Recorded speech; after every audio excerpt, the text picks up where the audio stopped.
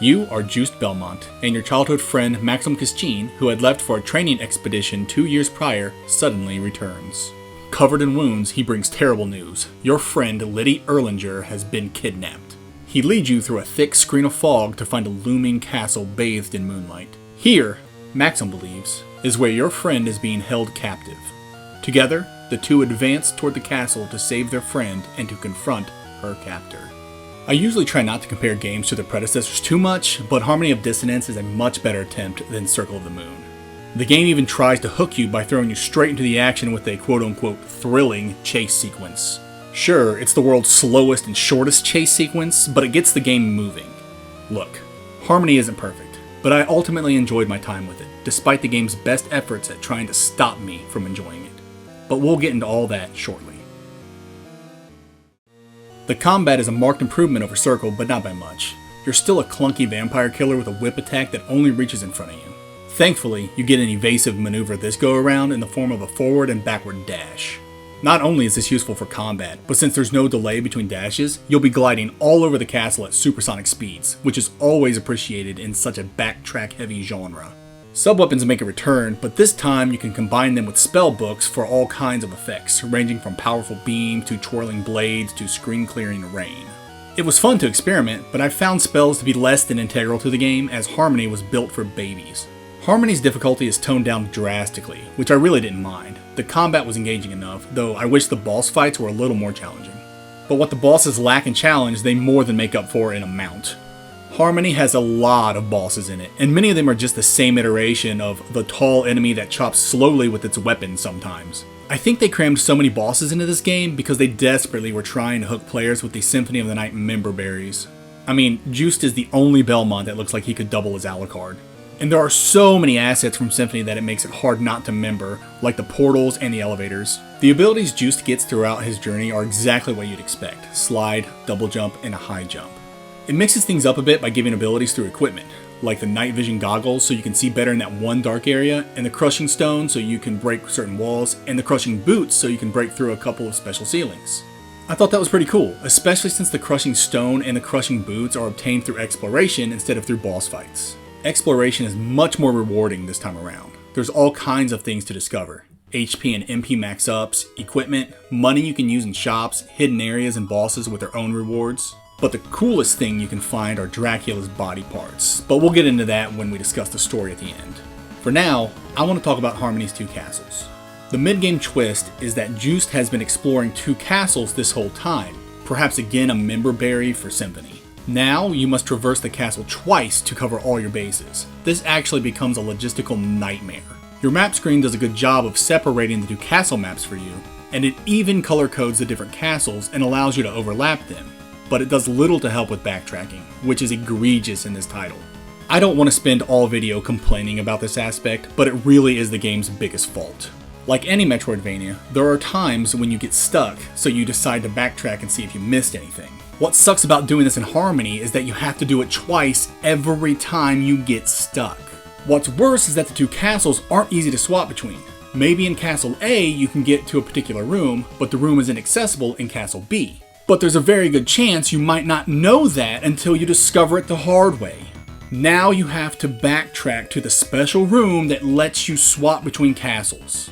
It gets tiresome very quickly. If not for the dash move, this would have been more torturous than it already was. Worse yet, the special swapping rooms and the fast travel teleporters are always way out of the way.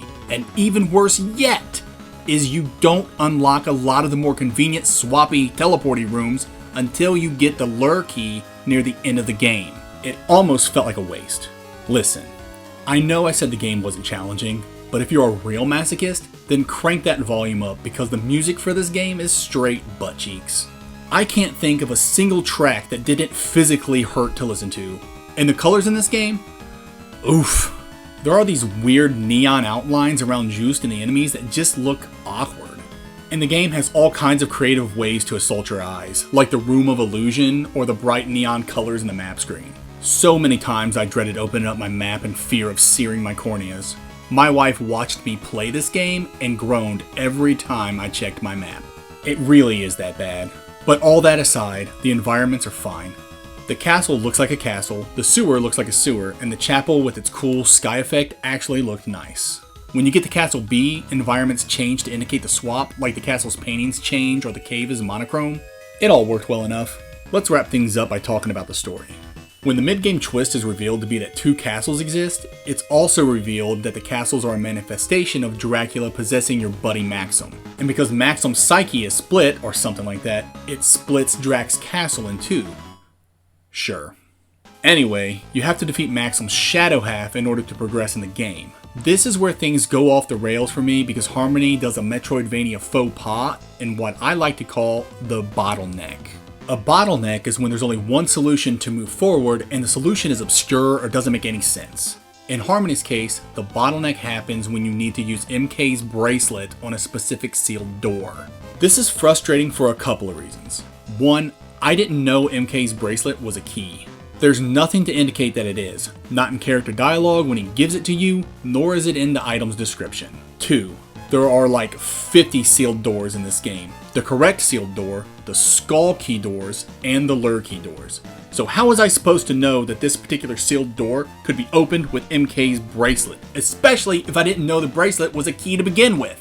So I had to look that up, which I hate doing. Some kind of hint or direction would have easily stopped this bottleneck. Anyway, once you get through that sealed door, you keep playing until you reach the ending's junction. There are a few endings this time around, and I was able to figure out how to get the true ending without looking it up, so kudos to that. To achieve the true ending, you have to find all of Dracula's body parts. I told you we'd get back to it. Finding the body parts was a lot of fun and added so much to the game's exploration. Each part was hidden pretty well, but not so well that you wouldn't find them if you weren't looking hard enough. Anyway, you take the parts to Castle B's center area, equip both bracelets, JB's and MK's, and defeat Maxim's shadow. Doing this will unlock the final boss phase, Dracula himself. But because this game is super easy, I just spammed the cross plus win spellbook and kept replenishing my MP with items until he died. Once defeated, juiced Maxim and Liddy watched Drac's castle crumble. Roll credits. Also, there's this whole thing with furniture or something. I didn't do it because that's dumb.